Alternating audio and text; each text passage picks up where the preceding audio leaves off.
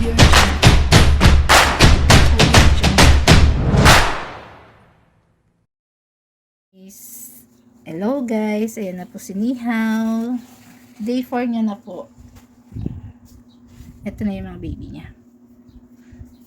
Everyday po natin siyang nililinisan yung mga higaan niya. Everyday po natin papalitan ng, ito yung ginagamit ko training pad tsaka tissue.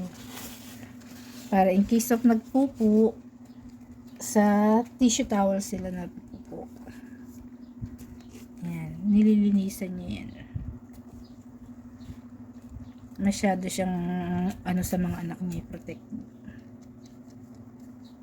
Yan. Nanganak si Nihaw 14. 5 days na pala ngayon. Kasi 19 ngayon. Pang 5 days na pala nila guys. Ayan. Pang 5 days na nila Nihaw. Yan. Dumidedi po yan. Ayaw ma-store po. Pero dahil magpapalit tayo ng towel, aalisin natin yan. Lilipat natin yan sila sa side. Stand up, Nihaw. Go. Stand up. Go na. Go up. I remove this one, oh. Dirty na. Dali. Go, go. Ayan na. Dali. Para ma-clean yung Ayaw. Di ka na, dali na. Ayan na. Nasira na. Go na. Sus. Tingnan nyo nga, guys. Tingnan nyo siya, oh. Ganyan siya ka, sa anak niya.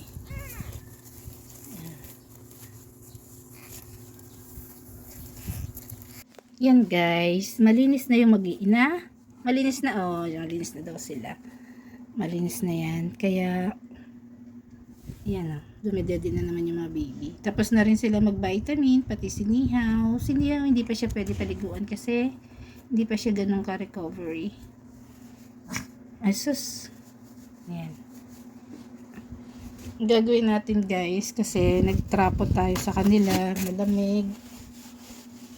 Pinanasan natin sila ng wipes. Ayan. Maglalagay lang tayo ng light. Pampainit muna. Ayan. Maglagay muna tayo ng ayan. Initan muna natin. Lagay lakang ng light, ha? Nihaw? Nihaw! Antok na siya. Ayan. Lagyan ko muna ng medyo mga baby, pati si Nihaw.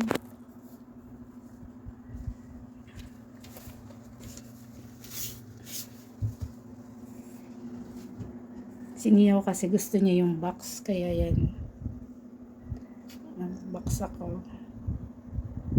Dapat po, pag everyday natin siyang papalitan. Kung meron kayong mga babies, mga kitten, dapat lagi tayo nagpapalit ng mga sapin nila.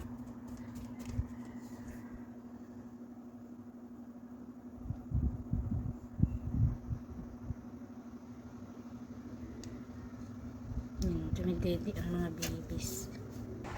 Yan guys. Ayan na yung bahay ni Nihaw. Yan, naayos ko na rin itong kabilang side. Kasi kung gusto niya pumunta dyan, makapunta siya. Kasi yan. Ayan.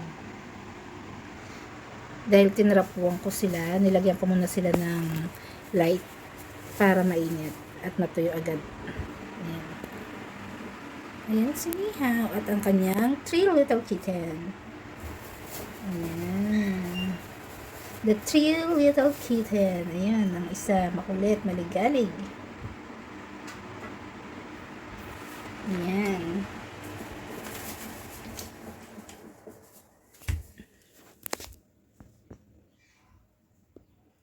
Tingnan nyo, nagmamaligalig ang isa. Maligalig ang isa. Ayan.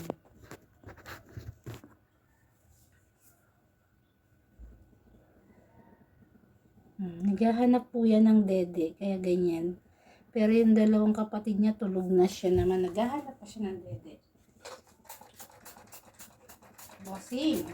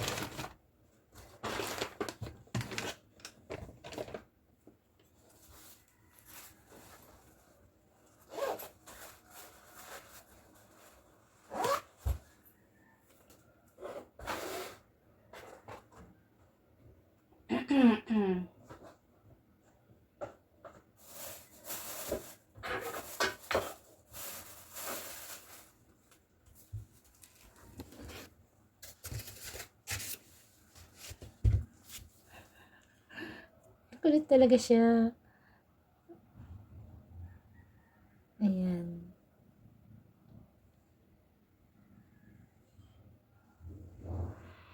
Tulog na sila. Ayan guys. Nagkaroon kasi ng si Ihaw. Nagkaroon siya ng pagtatae. Kaya nagme-medicine po siya. Medicine niya.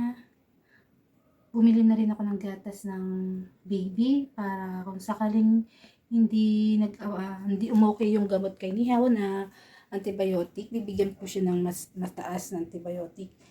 Pero ngayon naman, sa nakikita ko, okay naman yung baby, hindi naman nagtatae kahit umiinom siya ng antibiotic. Kung nagtatae po yung baby, pwede ko i-stop yung antibiotic. Ayan, yung gamot niya sa pagpupupo. Ito yung Papi Obi. Tapos ito naman yung sa mga papi. Ayan. Ayan yung mga gamot nila na tinitake nila pang araw-araw. Tapos binibigyan ko rin ng dextrose powder si Nihaw para maging okay yung tummy niya. Ayan mga yan guys.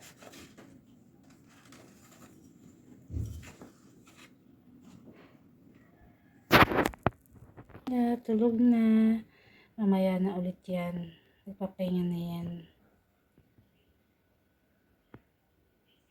Maya papatayin ko na yung ilaw.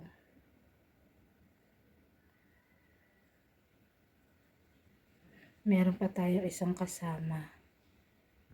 Ayan yun. Ayan. Nandiyan siya sa ilalim ng table. Pero dahil mas gusto niya naman yung karton, kaya ginawa ko siya ng paraan para nasa loob siya ng karton. Ayaw niya kasi pinapakita yung baby niya sa ibang tao. Sa akin niya lang yun inaano eh. Sa akin niya lang pinagkakatiwala. Ayan. Ayan siya. Tapos may kasama ko dito. Ayan ang aking bossing. Anyong. Antok na antok si Anyong eh, di ba?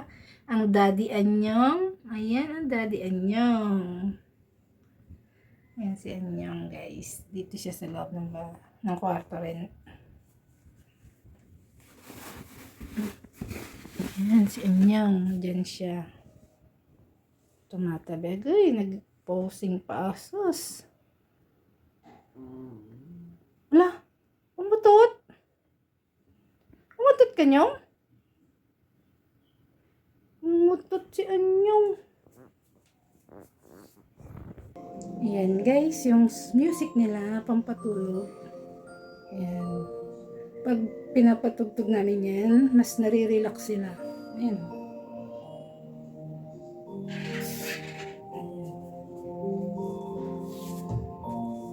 Nare-relax yan sa inyo.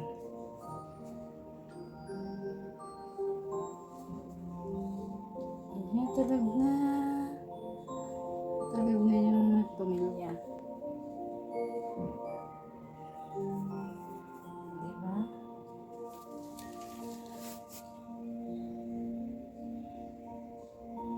Mabait si Niyang maging mami. Maalaga talaga siya. Pag gutom siya, gigisingin niya ako para humingi ng pagkain. Tapos babalik siya ulit sa higaan niya, magpapadede. Ayan, ganyan lang. Papainumin ko siya ng vitamin at mga gamot niya. Then, yung baby vitamin sa umaga, vitamin sa gabi.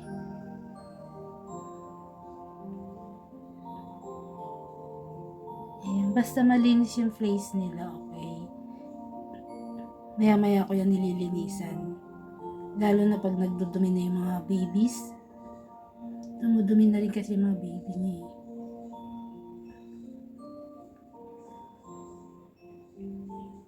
Yan, nagre-recovery pa lang si Nihaw. Siguro mga 2 weeks, okay na yan. Magwa 1 week pa lang sila eh.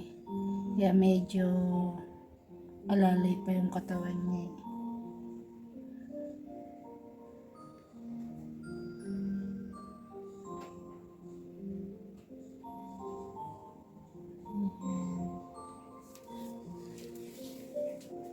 Tulog na si Anyong.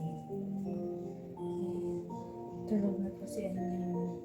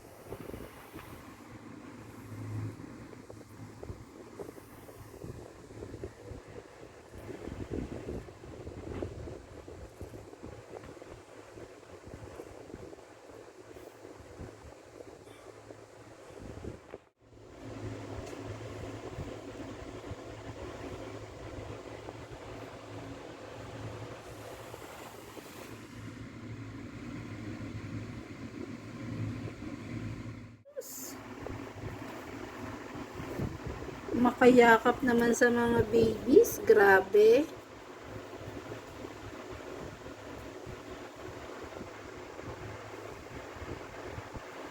Ayan guys, bawat higa ng nanay, sip-sip sa dede ang mga anak. Kakakain lang yan ha. Ayan, ganyan ang trabaho ni Nihaw. Ayan, dede na naman yung mga baby niya.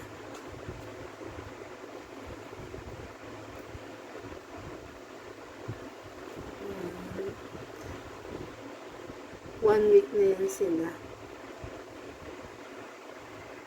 Nihaw! Ano yan?